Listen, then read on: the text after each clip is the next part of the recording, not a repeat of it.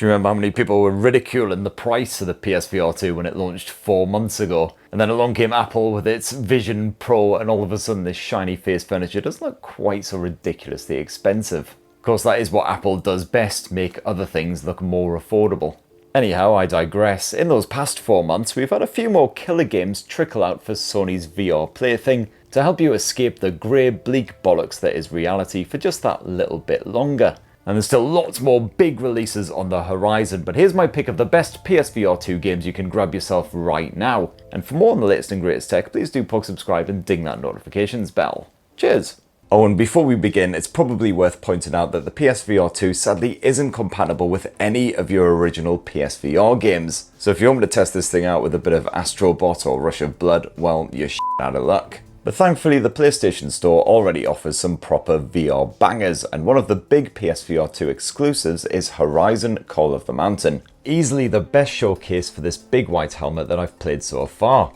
This casts you as a criminal type who's handed a chance at redemption when a whole bunch of robo-twats decide to kick 10 bells out of a settlement for no apparent reason. To earn your pardon for previous naughty misdeeds, you have to trek through some absolutely stunning vistas, occasionally shooting things in the face with your bow, and quite often doing a lot of climbing, which is surprisingly just as knackering in VR as it is in real life. While the climbing certainly felt a little bit repetitive to me, those action sequences are absolutely thrilling and the controls very easy to pick up. You'll be sniping robo-gribblies right in the eyeballs in no time at all. Those graphics are absolutely stunning, taking full advantage of the upgraded PSVR 2 display. You can see for ruddy miles and every inch of the world is packed with vibrant detail, while the rich audio also immerses you in this gorgeous and treacherous environment. Call of the Mountain uses all of the PSVR 2's top tech, including those haptics and even the eye tracking as well, or at least in the menus. It's more fun than a barrel of clowns, and frankly, if you buy a PSVR 2 and you don't check this one out, well, that would kind of be like going to a rave without a bucket hat, glow sticks and a pocket full of pills. And even though you're zipping about all over the place, I've got to say, with Call of the Mountain and all the other PSVR titles I've tried so far, I haven't suffered from any kind of nausea, motion sickness or anything. It's really impressive tech. Now, if you're a hardcore horror fan, you absolutely have to play Resident Evil Village in virtual reality.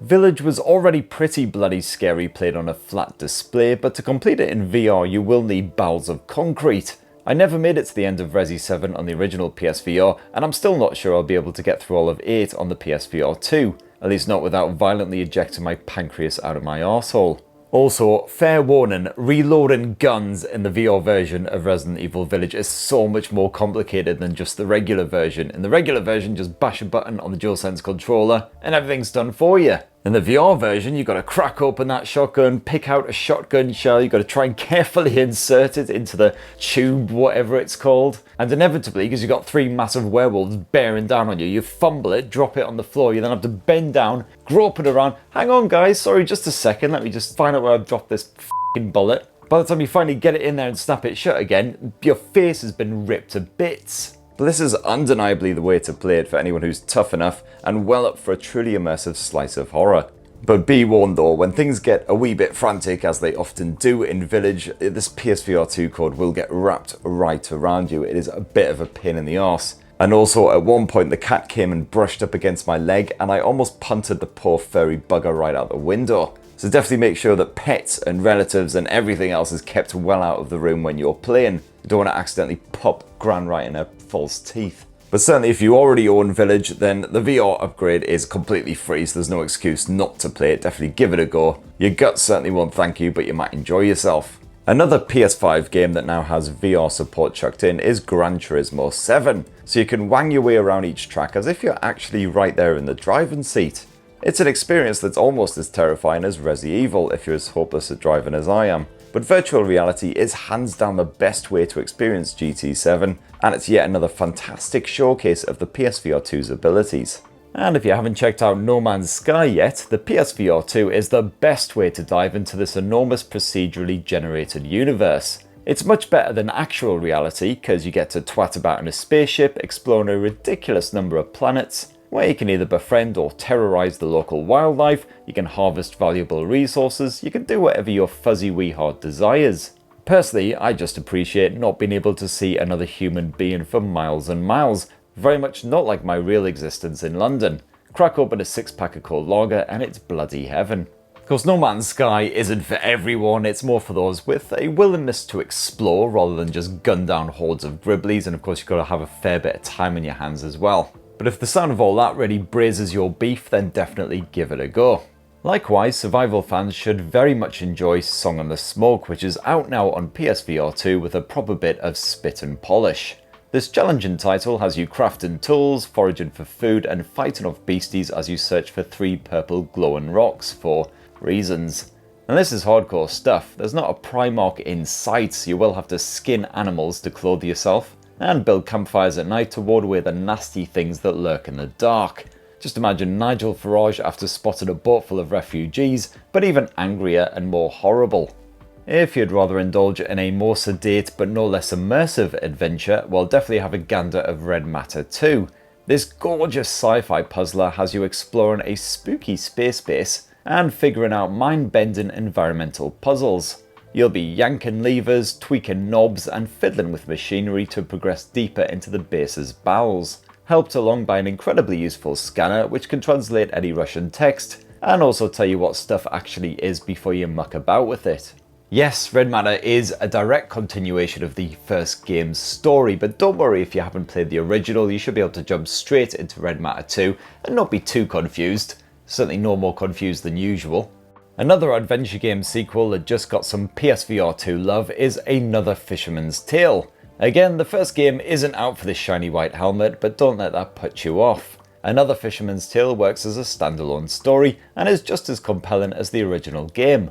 This time around you'll be slicing off your mitts and replacing them with a variety of alternative hands to solve some fun and imaginative puzzles. It's occasionally chucklesome, occasionally a bit dark, it'll make you think about stuff, which can be a wee bit terrifying, but all in all it is a proper banger. Now, while the PSVR 2 sadly isn't backwards compatible with games from Sony's original VR headset, one old title that's been relaunched for this all-new set is Thumper, a rhythm-based action title that's been upgraded with 4K HDR visuals and 3D spatialized audio, so it looks and sounds even more lush than ever before. While the gameplay is pretty simple in theory, mastering that timing as you swerve your way around corners and blast through barriers is a serious challenge, especially if you've already had a skinful. And it's all the more intimidating when you're up against those mega-sized boss chaps. If you fancy yourself a more relaxing experience, well, there's always Kayak VR.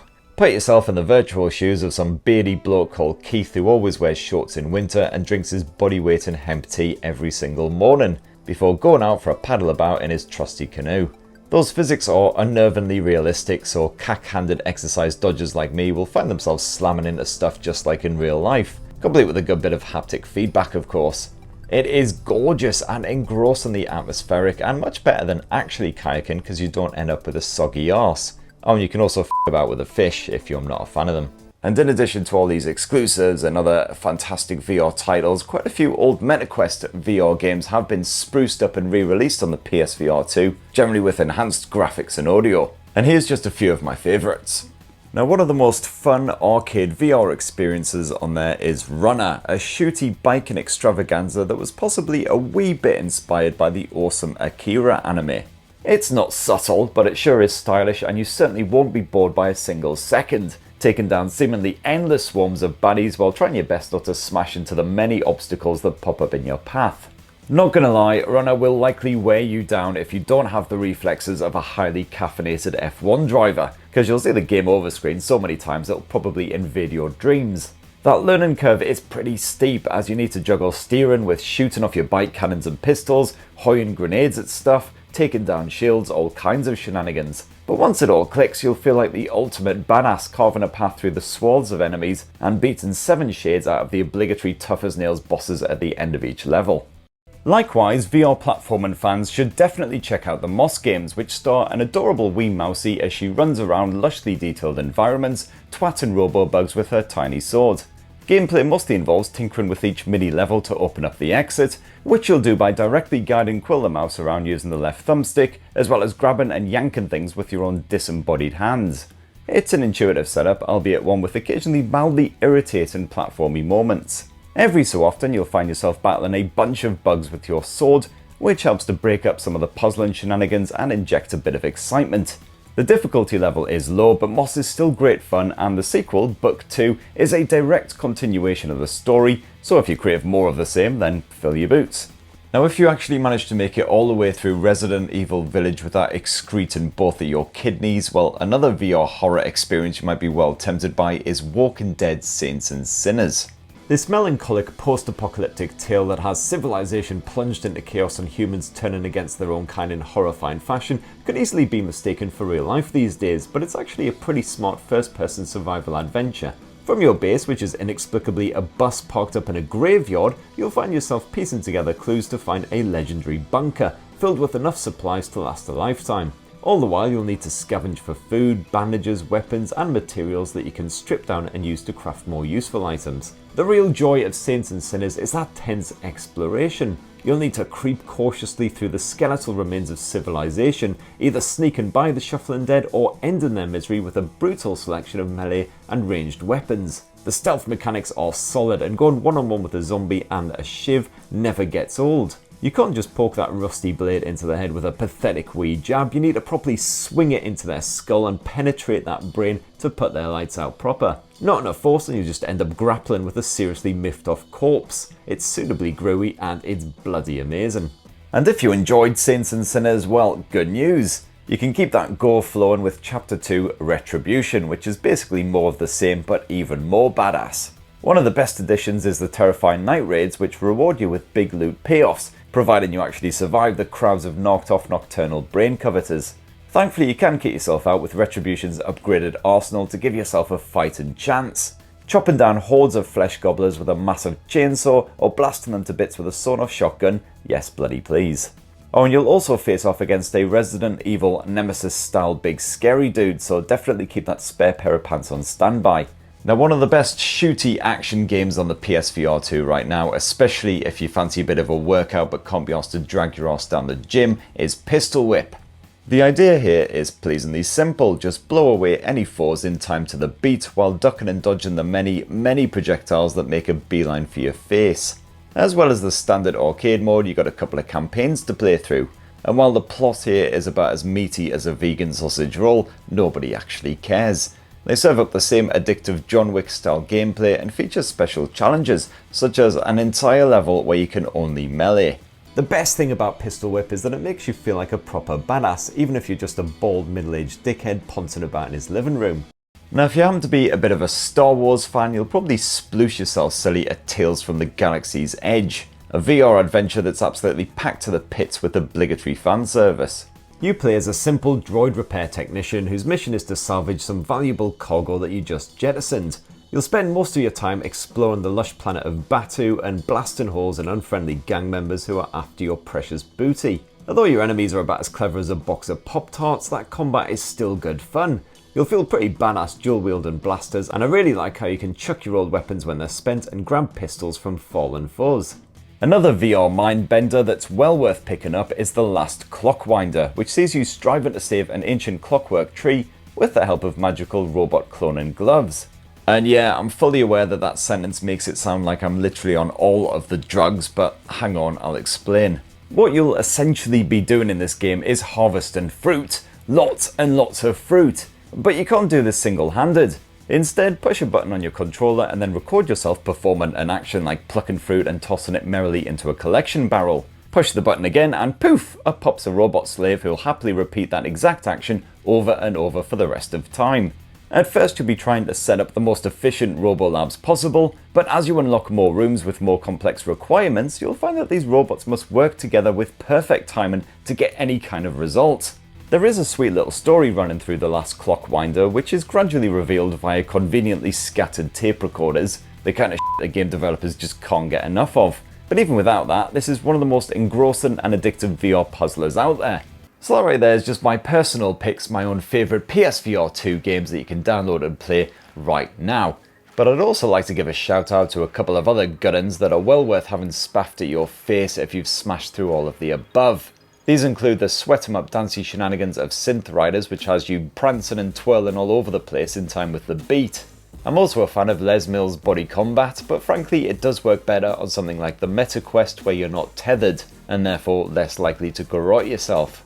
Also, forget traipsing all the way to the coast for your crazy golf fix. Just toy on Walkabout Mini Golf and you can smack balls until your wrists seize up, with a ridiculous number of over-the-top courses to conquer.